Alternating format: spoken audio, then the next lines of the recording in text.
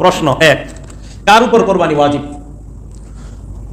সুস্থ মস্তিষ্ক সম্পন্ন বালেক ব্যক্তির উপর কোরবানি ওয়াজিব যদি 10, 11, 12 জিলহজের 10 তারিখ সুবহে সাদেক থেকে নিয়ে 12 তারিখ সূর্যাস্ত পর্যন্ত তার কাছে যদি নেশাব পরিমাণ সম্পদ থাকে, তথা 7.5 ভরি স্বর্ণ অথবা এই পরিমাণ টাকা, অথবা 52.5 ভরি রূপা অথবা এই পরিমাণ টাকা যদি কারো কাছে থাকে, তাহলে তার উপরে কোরবানি ওয়াজিব হয়ে যাবে। 1 বছর শর্ত না, মাত্র 3 দিন। জিলহজের 10 তারিখ সুবহে সাদেক থেকে নিয়ে 12 তারিখ সূর্যাস্ত পর্যন্ত, 12 তারিখ কি পর্যন্ত? সূর্যাস্ত পর্যন্ত যদি কারো কাছে নেশাব পরিমাণ সম্পদ থাকে, তার উপরে কোরবানি ওয়াজিব। এবার আসেন, কোরবানির ক্ষেত্রে একটা শর্ত আছে, প্রয়োজন অতিরিক্ত সম্পদ যদিও থাকে। কি থাকে বলেন তো, কি বলছি? কারো কাছে প্রয়োজনের অতিরিক্ত সম্পদ আছে, এই প্রয়োজনের অতিরিক্ত সম্পদকেও নেশাবের মধ্যে গণ্য করতে হবে। হুজুর প্রয়োজনের অতিরিক্ত যেমন উদাহরণ দেন, কারো 50 বিঘা জমি আছে, কয় বিঘা?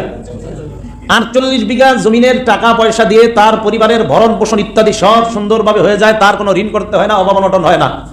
বাকি রইল 2 বিঘা। এই 2 বিঘা জমিনের যে সম্পদ, এটা নেশাবের মধ্যে গণ্য করতে হবে। যদি হিসাব করে দেখা যায় এটারও পরিমাণ হয় 7.5 ভরি স্বর্ণ এবং 52.5 তোলা রূপার সর পরিমাণ, তাহলে তার উপরেও কোরবানি ওয়াজিব হবে। কারো 2টা ফ্ল্যাট আছে, কয়টা ফ্ল্যাট? এক ফ্ল্যাটের টাকা দিয়ে তার পরিবারের ভরণ পোষণ ইত্যাদি সমস্ত খরচ আদি ইত্যাদি সব হয়ে যায়, তার মানে আরেকটা ফ্ল্যাট প্রয়োজনের অতিরিক্ত সম্পদ।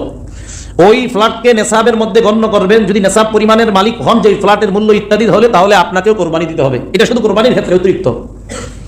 মা বোনরা শোকেসের মধ্যে সাজায়, শাড়ি সাজায় রাখে, 2-3 বছরে এই শাড়ি পরে না, শুধু সাজায় রাখে। বছরে যদি 1-2 বার পরে, আজকে ওয়াজের পরে ঠিক আছে, আজকে নামায় পড়বো, যদি দেওয়া লাগে কোরবানি। বছরে 1 বারও পরে না, এই শাড়ি সাজায় রাখে শোকেসের মধ্যে।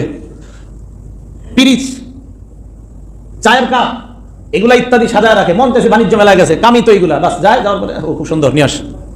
বছরে 1 বারও ব্যবহার করে না, মনে রাখবেন কিন্তু কথাটা। তার মানে 2-3 বছরে এর কোনো কাজে আসে না এগুলা। এগুলো প্রয়োজনের অতিরিক্ত, এইগুলার মূল্য নেশাবের মধ্যে আপনার ধরতে হবে। হ্যাঁ, আমিও নেশাব পরিমাণ মালের মালিক। টেলিভিশন প্রয়োজনের অতিরিক্ত সম্পদ, টেলিভিশনের মূল্য 35,000 টাকা, এটা প্রয়োজনের অতিরিক্ত সম্পদ, এটা জীবনেও কোনো প্রয়োজনের না, এই টাকাও আপনার নেশাবের মধ্যে আসতে হবে। বাসনপত্র ইত্যাদি প্রয়োজনের অতিরিক্ত, বড় বড় ডেক ঘরের মধ্যে আছে, যেগুলা বছরে একটা অনুষ্ঠান হইলে হয়তো নামান, না হয় কোনোদিনও নামান না। এই বড় বড় যে ডেকগুলা, এইগুলাও প্রয়োজনের অতিরিক্ত সম্পদের মধ্যে গণ্য করতে হবে। গণ্য করার পর যদি নেশাব পরিমাণ মনে হয় যে অর্থ আছে, তাহলে তার উপরেও কোরবানি ওয়াজিব। আমি কি কথাটা স্পষ্টভাবে বুঝাইতে পারতেছি আপনাদেরকে? কথাগুলো আপনি বুঝে রাখবেন খুব। এগুলো হলো প্রয়োজনের অতিরিক্ত সম্পদ। তাহলে আমাদের অনেক ভাইয়ের 10টা বাড়ি আছে। এখন অনেকে জানে হুজুর বাড়ি থাকলে তো ওইগুলা আপনার জাকাত আসে না, কিন্তু 10 বাড়ি আছে, তো বাড়ির মধ্যে আপনার 2 বাড়ি বা 1 বাড়ি দিয়ে তার প্রয়োজন তো মিটে যায়, বাকিগুলা বাড়ি সব প্রয়োজনের অতিরিক্ত, এগুলাও নেশাবের মধ্যে গণ্য হবে। গণ্য করার পর যদি নেশাব পরিমাণ মালের মালিক হন, কোরবানি দিতে হবে।